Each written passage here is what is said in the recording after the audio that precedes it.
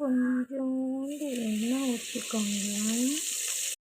பட்டை, கிராம்பு, ஏலக்காய், தக்காளி, வெங்காயம் எல்லாத்தையும் கொட்டிடணும். நல்லா வதக்கி விடணும். இந்த மாதிரி வதக்கி விட்டுட்டே இருக்கணும்.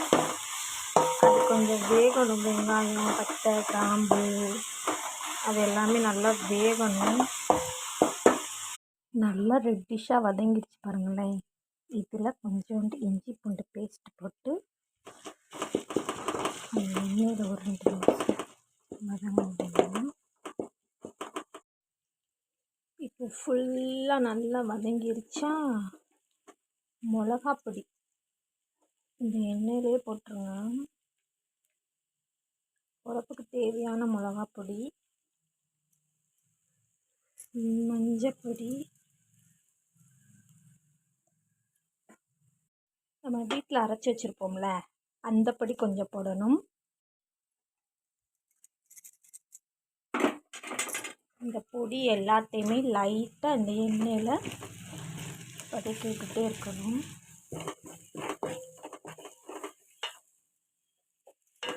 சிம்மில் வச்சுக்கோங்க.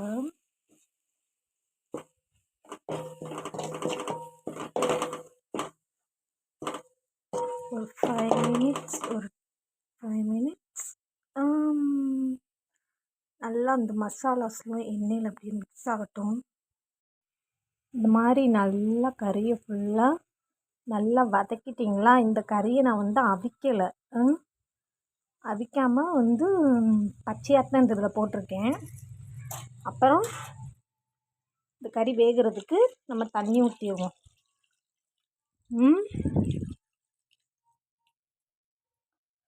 தண்ணி ஊற்றி திருப்பியும் நல்லா கிண்டி விடணும்.